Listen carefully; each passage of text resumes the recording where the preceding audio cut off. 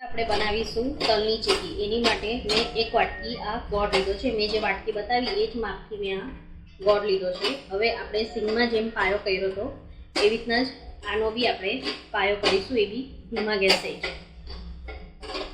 જો હવે આપણો ગોળ થોડો ઓગળવા લાગ્યો છે. હજી થોડો ગોળ ઓગળશે અને એમાં બબલ્સ આવશે. આપણે જેમ સિંગની ચીકીમાં ચેક કર્યું હતું પાયો, એવી રીતના જ તલની ચીકીમાં બી આપણે પાયો ચેક કરીને પછી જ તલ નાખવાના. અને આને બી સિંગની ચીકીની જેમ એકદમ ધીમા ગેસે જ પાયો કરવાનો. જો હવે થોડીક વારમાં બબલ્સ ચાલુ થશે.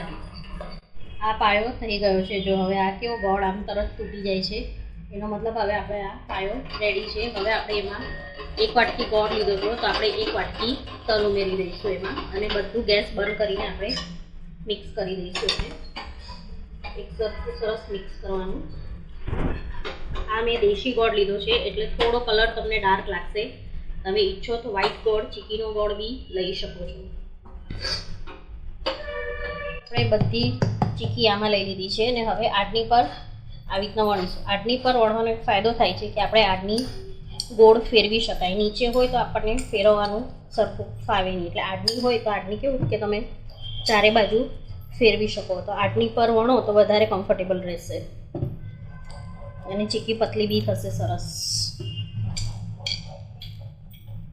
મારે હવે આડનીની સાઇઝથી થોડી મોટી થઈ ગઈ એટલે મેં એને પ્લેટફોર્મ પર લઈ લીધી. હવે ગરમમાં જ આપણે એને સિંગની ચીકીમાં કર્યું હતું એમ કાપા પાડી દેવાના.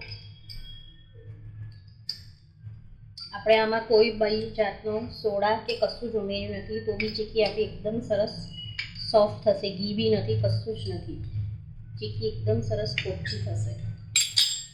તો રેડી છે આપણી તલની ચીકી. જો એકદમ સોફ્ટ અને પતલી થઈ છે. ચીકી એકદમ પતલી છે અને તમે આમ તરત જ તૂટી જાય, એકદમ સોફ્ટ થઈ જાય. જેમાં આપણે સોડા કે ઘી કશું જ ઉમેર્યું નથી. જો પાયો સરખો થશે તો ચીકી એકદમ જ સરસ થશે. તો રેડી છે તલની ચીકી. આપણે બનાવીશું દાળિયાની ચીકી, જેની માટે મેં એ જ વાટકીના માપથી આ અડધી વાટકી ગોળ લીધો છે. હવે આપણે આને બી સિંગની ચીકી, તલની ચીકી જેવી રીતના કરી એવી રીતના આને બી આપણે પાયો કરી દઈશું. ધીમા ગેસ પર પાયો કરી દઈશું. તો હવે આપણો ગોળ ઓગળી ગયો છે અને હવે બબલ્સ થવા લાગ્યા અને ગોળ બી થોડો ફૂલવા લાગ્યો છે. હવે આપણો થોડીક વારમાં પાયો થઈ જશે. આપણે હવે એને સિંગની ચીકી અને તલની ચીકીમાં જેવી રીતના ચેક કર્યું એવી રીતના આપણે પાયો એમાં બી ચેક કરી લેવાનો. જો હવે આપણો પાયો થઈ ગયો છે અને આપણે જેટલો ગોળ હતો એટલા જ આપણે દાળિયા લીધા છે અને હવે આપણે બધું મિક્સ કરીને આને બી આપણે વણી લઈશું. તો હવે આપણે બધું આને ભેગું કરી આને બી આડની પર આવી રીતના વણી લેવાનું.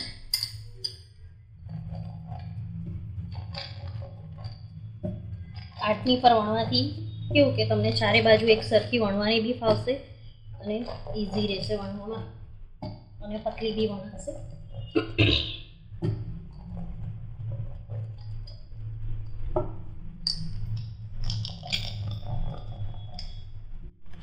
હવે આપણે આમાં બી કાપા પાડી દઈશું. હજી થોડી ગરમ છે એટલે કાપા પડી જશે. રેડી છે આપણી દાળિયાની ચીકી. જો આ બી પતલીને એકદમ સોફ્ટ થઈ છે. તો રેડી છે ઉત્તરાયણ સ્પેશિયલ દાળિયાની ચીકી.